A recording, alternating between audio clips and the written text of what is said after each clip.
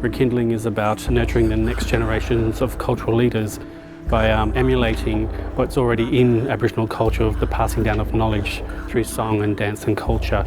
We engage with the elders in the community and engage with the schools and engage with the kids to start that yarning circle again, to make sure that they're aware, the next youth are aware that they're the next in line to be the custodians of our culture.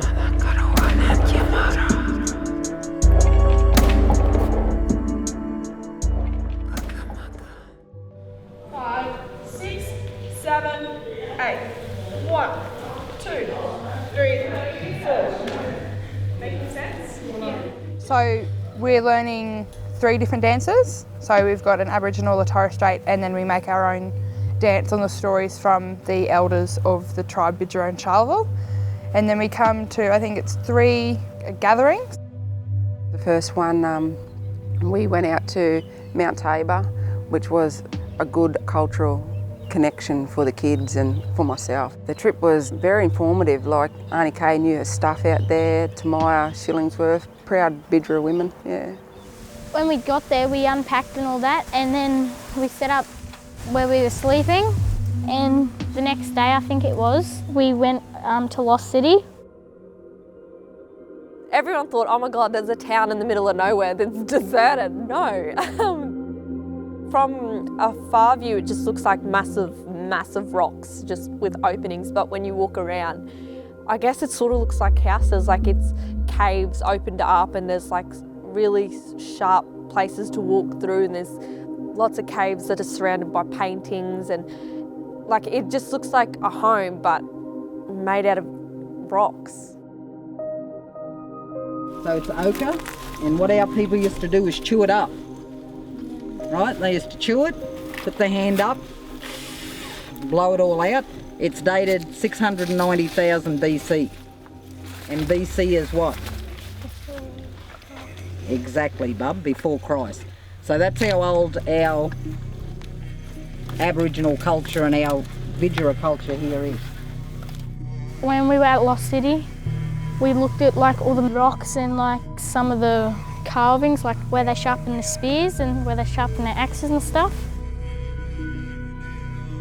I think it was a special place, and looking at all the markings on the wall, it was so like, it was very emotional. It just made you feel like you were there. The kids were extremely respectful. They listened to everything that was told of them. They enjoyed it. They talked about it for ages and came back and told everybody. And to the point where everyone was like, I wish I went now, I wish I was there. Yeah, no, it was really good.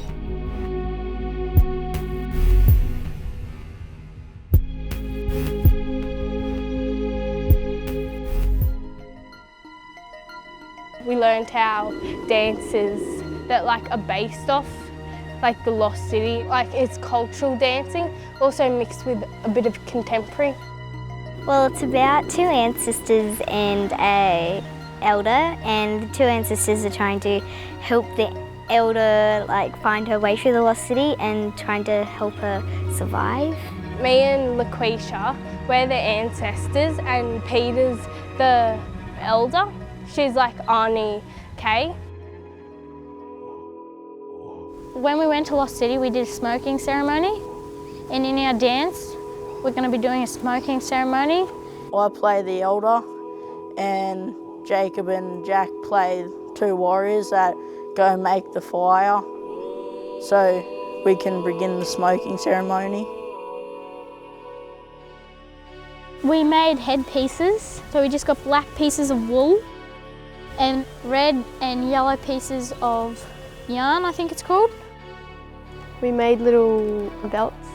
We made them out of cotton, I think it was, and feathers.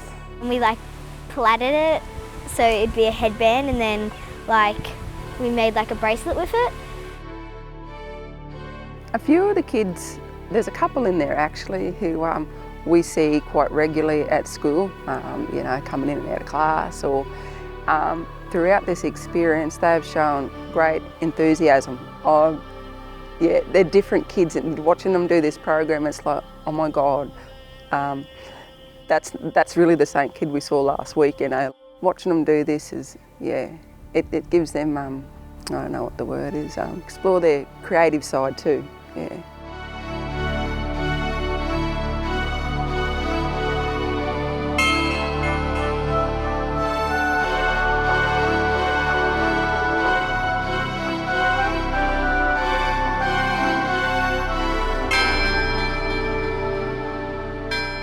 Working with them helped me dance more cultural and spiritual because they're like here to help us like dance and like know where we come from and like what we're supposed to dance about. My favourite thing was going on the camp. Touching base with like Aboriginal and Torres Strait Islander culture, since we did lose a lot of that, and it's like nice to get it back. How it brought every Indigenous student up to school together. There's been ups and downs and we're all in different dances, but we've all shared the journey together. Taught me more than I actually knew. I guess my favourite part was actually developing our own dances. We got to do ones that we had never done before and no one had ever seen. This is what we've been shown and now we get to tell our own story through it.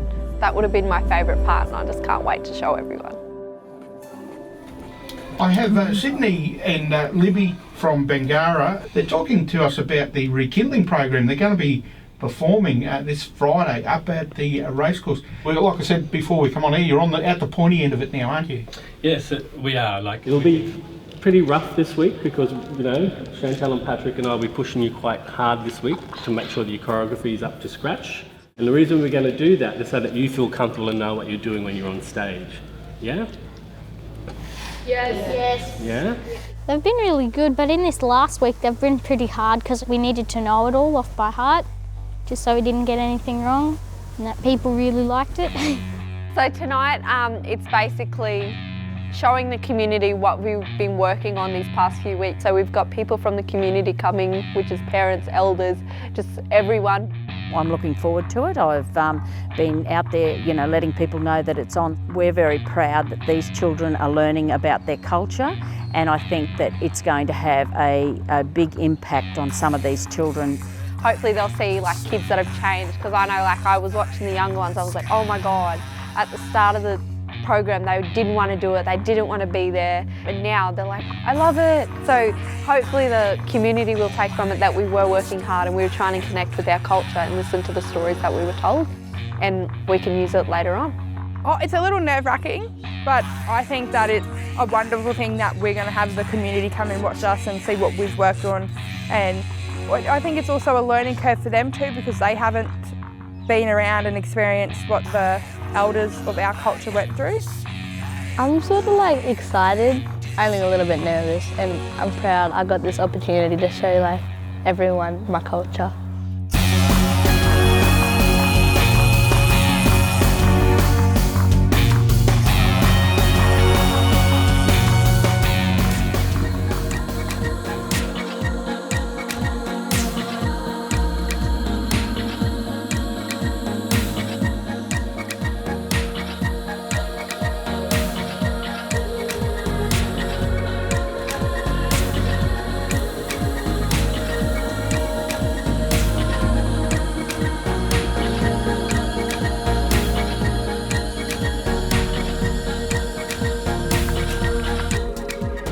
No words can describe it. We had goosebumps. It's just unreal. I can't get over it. I want to dance. I know some of the young kids that you don't sort of see that with them walking around town and then their normal life. So to see them do that in such an expressive way was great. The young guy that played the old man, I'm going to ask him for an autograph. And he'll probably turn me down to refer me to his agent or something, you know what they like. Watching the kids grow from that first audition when they were very hesitant about it and there was that shame element, and then watching them getting up there and perform, and a lot of them were so nervous before they went on that stage, but you could not tell. It was awesome. I'm proud moment. To see those stories come to life and dance was very, very powerful, and I saw it affect the people in the audience as well. I sat in the audience with tears in my eyes, with a big smile of how proud I was with the work that Bangarra had done with the kids. Made me really proud and good inside to see the places and experiences that they went to out on Tabor, and for them to implement their own version of significant cultural places that they'd seen to do such a brilliant dance performance. So it was fantastic. I loved it.